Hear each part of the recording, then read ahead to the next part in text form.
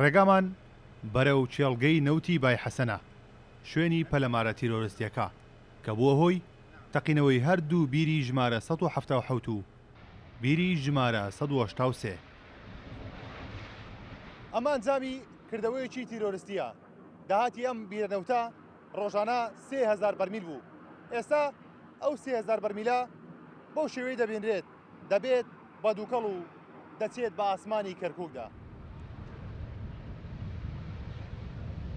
ئەمانەوێ بزانین ئەو هۆکارەکانی ڕوودانی ئەم جۆرە خەلەلانە چین بیرەنەوتەکانە تەقێنرێنەوە، ئایا خەلەلەکان ئەمنین و ئایا ناحەی فەنین، خەلەل لەکوێیە؟ ئێمە وەکو پەرلەمانتار بدەداچوونی بۆ ئەکەین و تەقریری خۆمان بەرزەکەینەوە بۆی کە بزانین چۆن ئەم مۆزوعانە چارەسەر بکرێت، چونکە ئەمە زیانە بە داهاتی نەتەوەی لە عێراقا. کۆمەڵەشتمان بۆ ڕوون بووەوە کە بەڕاستی تەقسیرە لەلایەن حکوومەتی عێراقیەوە بە شێوەیەکی گشتی، چ لە ڕووی ئەمنیەوە بێ و چ لە ڕووی فەنیەوە بێ. زیانی کردەوە تیرۆریستەکان بۆ کەرکووک گیانی و مادی و معنەویشن کە لەگەڵ تاریکبوون و هاتنی شەودا کردەوە تیرۆریستەکانیش پەیدا دەبن.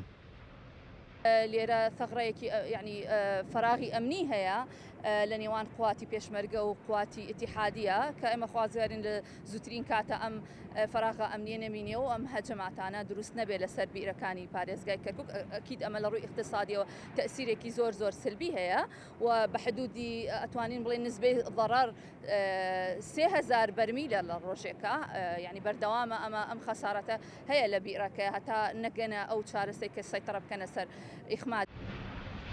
پەلەمارەکەی چێڵگەی نەوتی بای حەسەن جگا لە شەیدبوونی پۆلیسێک و برینداربوونی سیانی دیکە تەقانەوەی دوو بیری نەوتی بوو، وێڕای کۆنتڕۆڵکردنی ئاگری یەکێک لە بیرەکان، بەڵام پێدەچێت کوژانەوەی ئاگری بیری دووەمیان تاوەکو پێش دەژنی ڕەمەزان بخایەنێت. کارۆن محەممەد کورساد نیوس، چێڵگەی نەوتی بای حەسەن لە سنووری قەزای دووبس.